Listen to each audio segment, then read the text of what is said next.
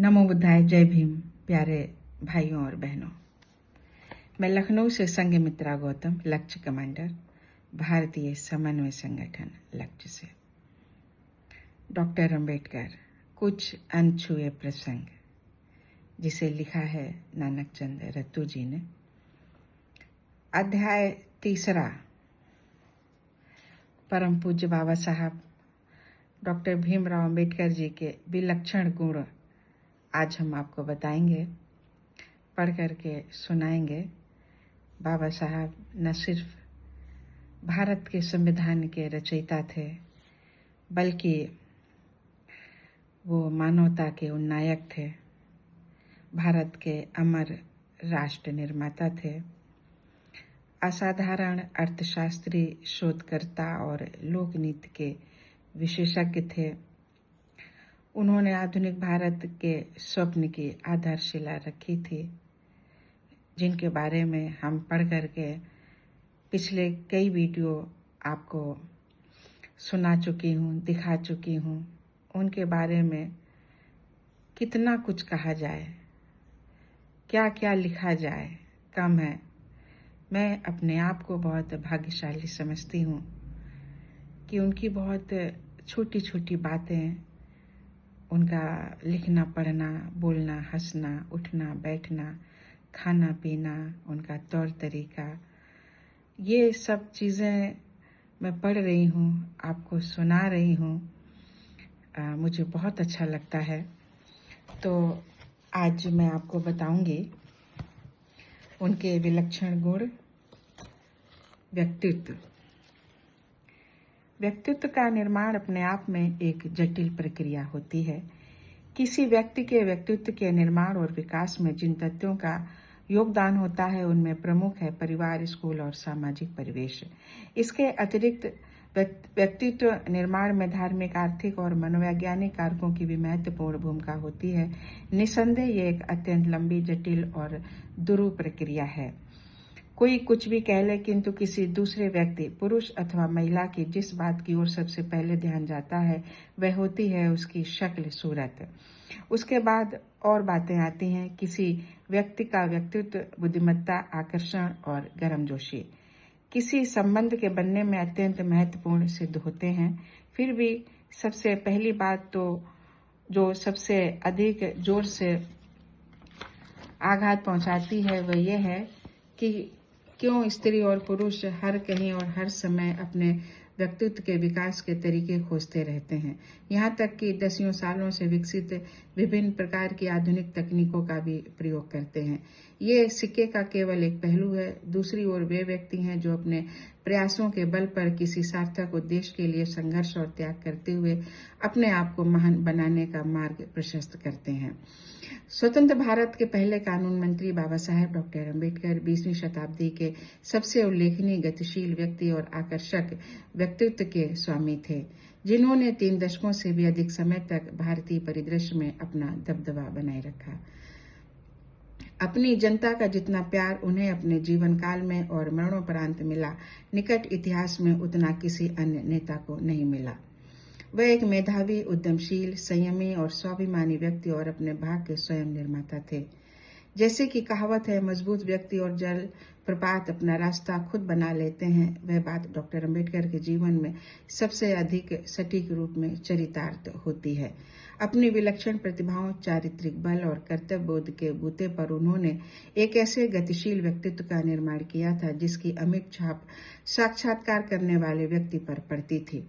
इस विलक्षण व्यक्तित्व ने मानव समाज के एक ऐसे वर्ग पर अपना अमिट प्रभाव छोड़ा, जिनका भारत में युगों से दमन होता आया था। डॉक्टर अंबेडकर का परिनिर्वाण 6 दिसंबर 1956 को हुआ। 45 वर्षों से भी लंबे इस दौर में उनकी आकर्षक छवि और शक्ल, सूरत मेरे मस्तिष्क में अभी भी ताजा है, और इतना समय बीत जाने के बावजूद एक क्षण के लिए भी धुंधली अथवा मेरी स्मृति से गायब नहीं हुई है। सचमुच विचित्र हैं वे अपनी पुरानी बातें जो मेरा पीछा करती रही हैं। वे इतने स्पष्ट रूप में, इतनी हठ धर्मिता के साथ मेरी यादों से लिपटी हुई हैं कि उनसे मैं पीछा नहीं छुड़ा पाया हूँ। मुझे आश्चर्य होता है कि ऐसा एक भी दिन या एक भी रात नहीं जाती जब बाबा साहब का चेहरा मेरे मानस पटल पर नहीं उभरता हो। मुझे हर बात इस तरह याद आती है जैसे अभी कल की ही घटना हो। वे जिस भी विषय में मुझसे बात करते थे और मुझसे जो कुछ भी कहते थे, उनकी पावन स्मृति में मेरी अंतिम सांस तक मेरे मन में ताजा बनी रहेगी, पूरी गहराई से अंकित रहेगी। सचमुच जब मैं एक क्षण के लिए पलट कर देखता हूँ और उन बीते वर्षों को याद करता हूँ जिनका अधिकांश मैंने अपनी युवावस्था के चरम में बाबा साहब के साथ उनकी अंतिम सांस तक अपना सब कुछ भुलाकर बिताया था, तो मैं बुरी तरह से हिल जाता हूँ, चकित और परेशान हो जाता हूँ।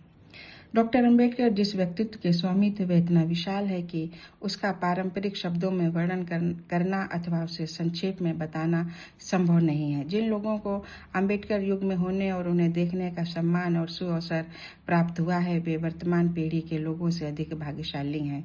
और जिन लोगों को उनके निकट संगति में रहने, उनके साथ उठने बैठने और उनके साथ काम करने या निकट से मित्रवत बातें करने का सुयोग प्राप्त हुआ है, वे तो सचमुच धन्य ही हैं। बस यही लोग उस महान पुरुष की महानता और व्यक्तित्व के विषय में कोई धारणा बना सकते हैं और कोई नहीं। जीवन की संध्या ने बाबा साहेब डॉक्टर अंबेडकर के व्यक्तित्व की सौम्यता और शान में वृद्धि कर दी। जो भी उनके संपर्क में आता, उनके शानदार व्यक्तित्व से अत्यंत प्रभावित होता और दंग रह जाता था। उनके पास बेहतरीन ढंग से सिले ऊनी और सूती कपड़े, हैट और टोपियां, फर्नीचर और घरेलू उपयोग का सामान, जज कुर्सियां, बड़े बड़े पेन, विशाल पुस्तकालय, शानदार कार, अलग अलग ढंग के जूते और बूट, ढेरों तस्वीरें और कलाकृतियां थीं। उनका रहन सहन ऐसा ही था। उनकी ये सारी चीजें केवल विलास की अभिव्यक्ति नहीं थीं, बल्कि उनके उस विजयी व्यक्तित्व के प्रतीक थीं जो तमाम बाधाओं को तोड़ता हुआ तब तक आगे बढ़ता रहा जब तक उसे ये एहसास नहीं हो गया कि उसने वह सब कुछ हासिल कर लिया है जिसे वह अपनी दुनिया में जीतने के योग्य था। उनके विशाल पुस्तकालय में लकड़ी की बीसियों, अलमारियों और रैकों की कतारें, उनके कपड़ों के लिए स्टील की अलमारियां, उनकी महत्वपूर्ण फाइलें रखने के लिए स्टील की खानेदार 3 और अलमारियां, उनके महंगे फाउंटेन पेन और पेंसिलें रखने के लिए स्टील की एक छोटी सी पेटी, लिखने की खूबसूरत और अनूठी मेज, झूलती आराम कुर्सियां, जज कुर्सियां, खाने की मेज, रेडियोग्राम, श्रृंगार मेज, क्रॉकरी, दीवार घड़ियां, कलाई और मेज घड़ियां, फ्रिज, रूम कूलर, लकड़ी के कुछ बक्से, कार, सोफा सेट्स, छोटे बड़े अनगिनत फर्नीचर और घरेलू उपयोग के सामान, ये सब वस्तुएं उनकी जीवन शैली का परिचय देती थीं और उनके व्यक्तित्व को और भी अधिक आकर्षक बनाती थीं। उनकी देहिष्ट अत्यंत ठोस और विशाल थी। वे गंभीर, ओजस्वी, मजबूत, सुंदर, प्रभावशाली, स्वतंत्र और शक्तिशाली थे और देखने में बुद्धिजीवी लगते थे। वे भारी भरकम शरीर वाले थे। उनका चेहरा अंडाकार था और उस पर कठोरता विराजमान रहती थी। उनकी खोपड़ी गंजी थी और उस पर पतले खिचड़ी बाल थे।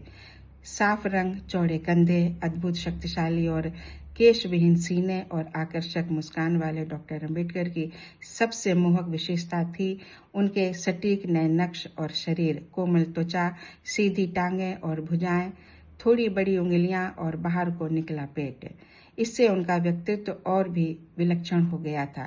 उनका हास्यबोध, उनके शौक, हाजिर जवाबी और बुद्धिमानी, क्रोधी और किसी उद्देश्य के प्रति उनका संकल्प भी उनके व्यक्तित्व के अत्यंत महत्वपूर्ण अंग थे और जीवन में उनकी महत्वाकांक्षा का संकेत देते थे।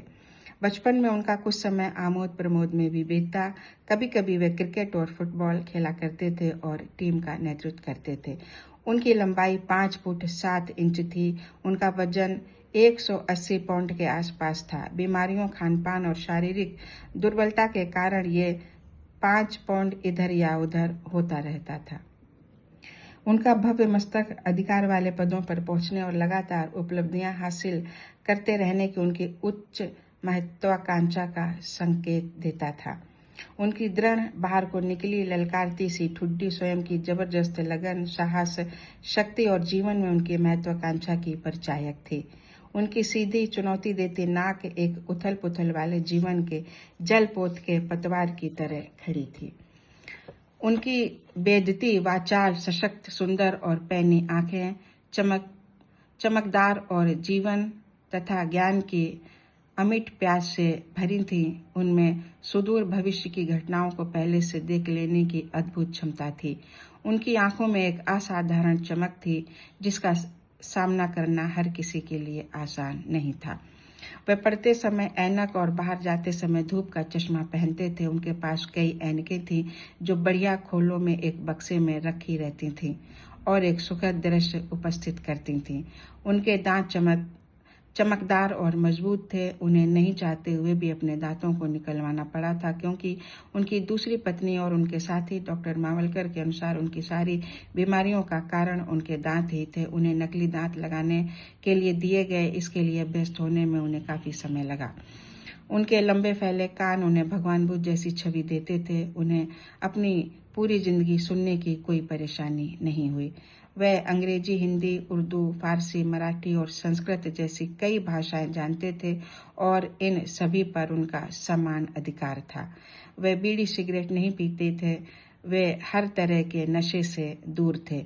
खूबसूरत और मजबूत पट्टे वाली कुछ कलाई और जेब घड़ियां उनकी अनमोल निधि थीं। इनमें 1 या 2 घड़ियों के पट्टे सुनहरे थे। उनकी लिखावट शानदार थी, जिसमें दृढ़ता, स्पष्टता का संकेत मिलता था। वह साफ साफ लिखते थे। उनकी लिखावट को सुलेख कला का नमूना भी कहा जाता है। हस्तलेख की सफाई उन्होंने बचपन में सीखी थी। लिखने की कला में वह एक अत्यंत प्रभावी और मौलिक शैली के गुरु थे। उन्हें कविता, कला, संगीत, प्रकृति, वायलिन, चित्रकृतियों और पालतू पशुओं से प्यार था। वे एक अच्छे कलाकार थे। उनके कई जोड़े जूते और बूट एक बड़े भंडार कक्ष में सजे रहते थे। वह कोई जूता खरीदते थे तो उसे दुकान में पहन कर देखते थे और बाद में उसे पहनना भूल जाते थे। वह कई अखबार पढ़ते थे और नियमित रूप से रेडियो पर खबरें सुनते थे। इस तरह वे देश और विदेश में होने वाली घटनाओं से अपने आप को अवगत रखते थे। इस जानकारी को पुष्ट करने के लिए वे आने जाने वालों से भी अक्सर बातें किया करते थे। एक रोचक घटना नवंबर 1953 की 7 तारीख की है। दोपहर हो चुकी थी। मैं रोजमर्रा के काम निपटाने में लगा था। तभी अखिल भारतीय अनुसूचित जाति परिसंघ, all India scheduled castes federation के झंडे लिए कुछ लोग परिसर में आ गए। वे जोर जोर से डॉक्टर अंबेडकर जिंदाबाद के नारे लगा रहे थे। जब मैं उनसे मुखातिब हो रहा था और उनसे लॉन में बैठने के लिए आग्रह कर रहा था तो नौकर दौड़ता हुआ आया और मुझसे बोला कि बाबा साहब ने इसी समय बुलाया है। मैं फौरन उनके पास जा पहुंचा। उस समय वे श्रृंगार मेज के सामने बैठे थे। उन्होंने अपनी बड़ी सी लंगोटी पहन रखी थी और उसके अलावा उनके तन पर कोई कपड़ा नहीं था। इस महान पुरुष को इतने तनाव मुक्त, खिलंदड़े और दिल्लगी वाले मूड में देखना मेरे लिए एक सुखद आश्चर्य था।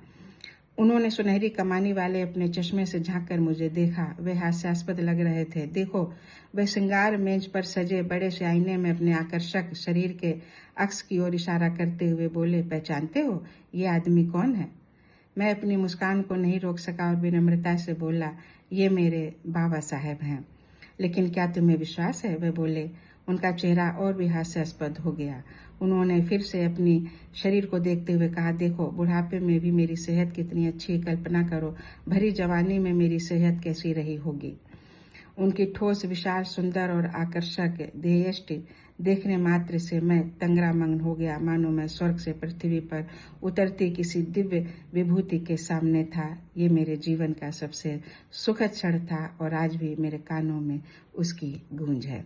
तो साथियों, अगला वीडियो मैं फिर बनाऊंगी और विदा चाहूंगी।